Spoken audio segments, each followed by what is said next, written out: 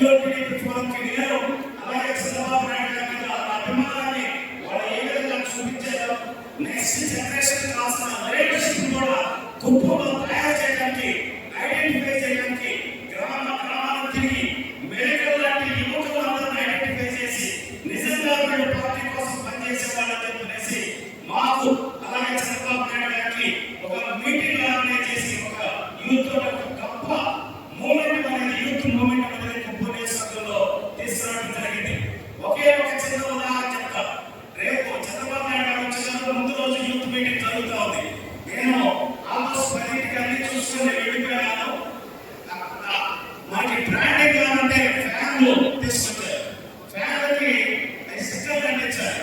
వీళ్ళందరూ Bengaluru TDP forum వాళ్ళందరూ అక్కడ ఏం చేసుకుని కూర్చొని అర్ధరాత్రి 2-2:30 దాకా అవన్నీ అంటించి మళ్ళీ ఉదయం 7 చాలా ప్రోగ్రాం చేయడానికి వచ్చారు.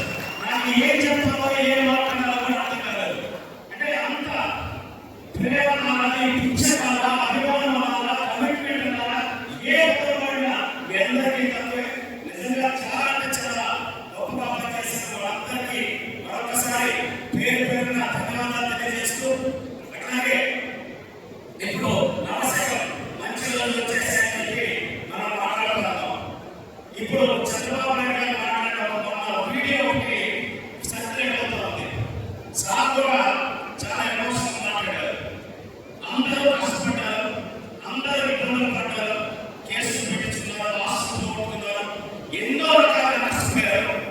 ఆ కష్టంతోటి ఈ ఎలక్షన్ ఎంతో బాగా చేశారు. రాష్ట్రంలో ఉన్నటువంటి కార్యకర్తలు కానీ నాయకులు కానీ అందరూ కూడా అంత కష్టపడి చేశారు కదా. నాకు మన ప్రభుత్వంలో న్యాయం జరగాలి, లేకపోతే అవకాశాలు కావాలని చెప్పేసి చాలా మంది చాలా రకాలు యువకున్నారు. అందరికీ ఒకేసారి అన్ని అవకాశాలు బాగు చేయలేదు. ఒక్కొక్కటి చేసుకుంటూ రావాలి.